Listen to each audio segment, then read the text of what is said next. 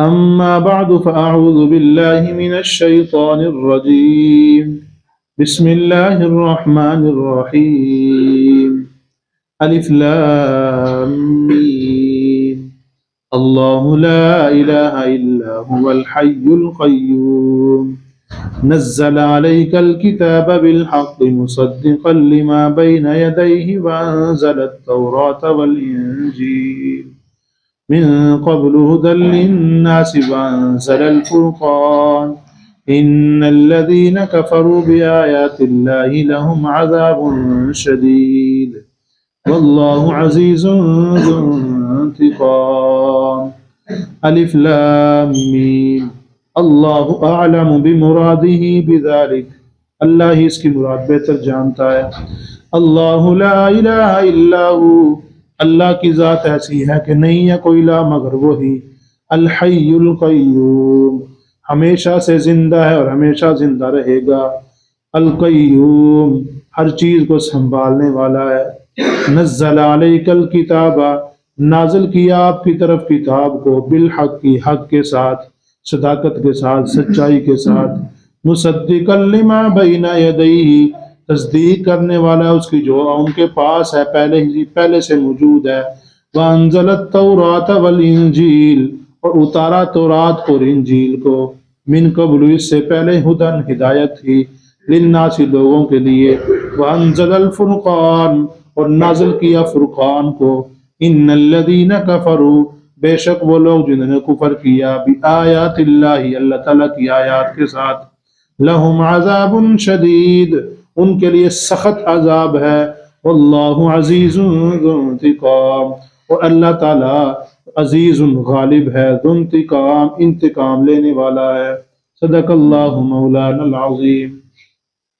اللہم صلی علی محمد وعلی آل محمد كما صليت على إبراهيم وعلى آل إبراهيم إنك حميد مجيد اللهم بارك على محمد وعلى آل محمد كما باركت على إبراهيم وعلى آل إبراهيم إنك حميد مجيد اللهم بارك على محمد وعلى آل محمد كما باركت على إبراهيم وعلى آل إبراهيم إنك حميد مجيد۔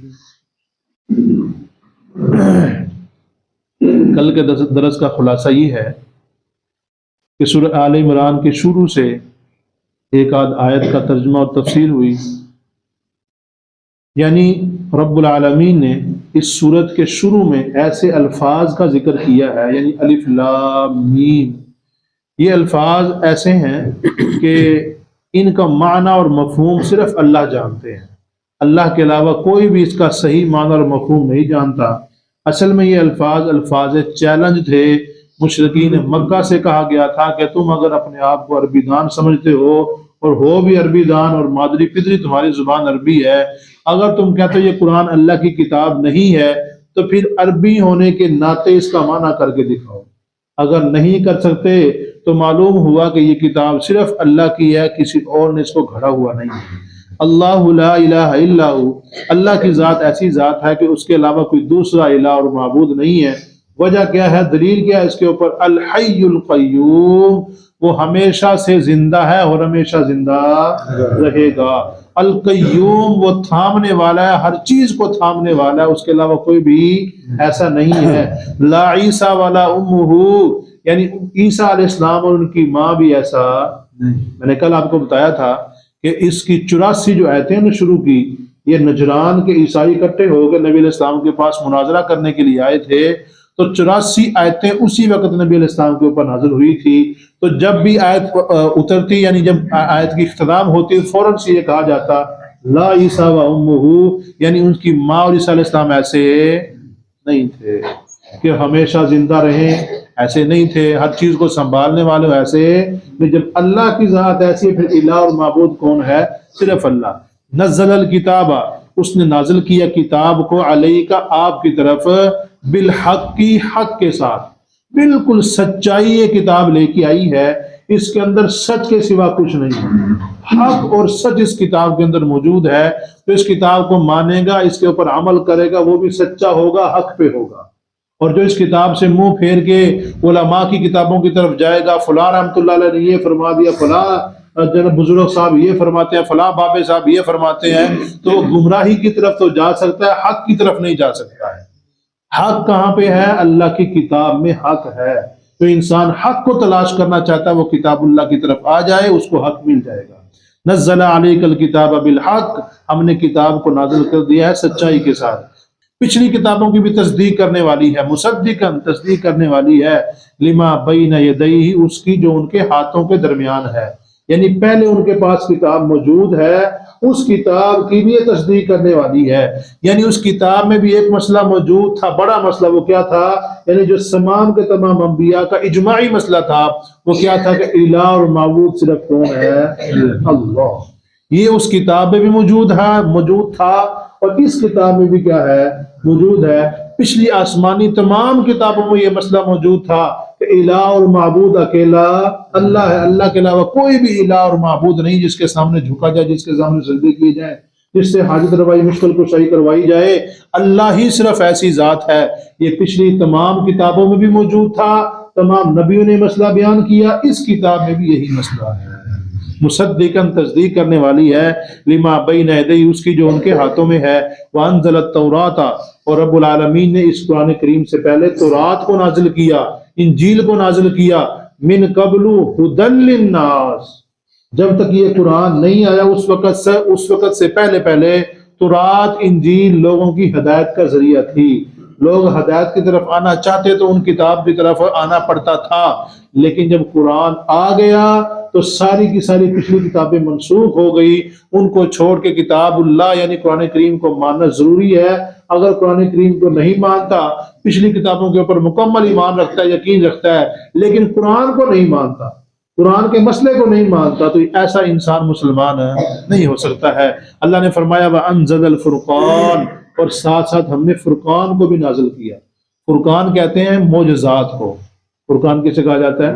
معجزات، یعنی رب العالمین نے ساتھ معجزات بھی دے دیے کہ اے پیارے پیغمبر یہ جا کے لوگوں کو دکھاؤ، پھر بتاؤ بھی کہ میں اللہ کا پیغمبر ہوں، دلائل کے ساتھ بھی سمجھاؤ۔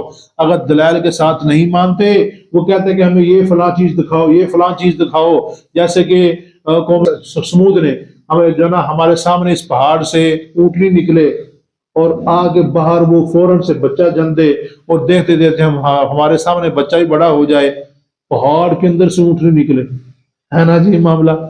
اب کہا کہ یہ ہمارے سامنے ایسے ہو، اللہ نے ان کو معجزات عطا فرما دیے، ایسا ہو گیا۔ نبی علیہ السلام کے سامنے چاند، نبی علیہ السلام نے ایسا اشارہ کیا، 2 ٹکڑے ہو گیا۔ یہ معجزات بھی نبی علیہ السلام کو عطا فرمائے گئے۔ کنکریاں ابو جہل نے ہاتھ میں پکڑی ہوئی ہیں، بتاؤ میرے ہاتھ میں کیا، اگر آپ اللہ کے پیغمبر ہیں۔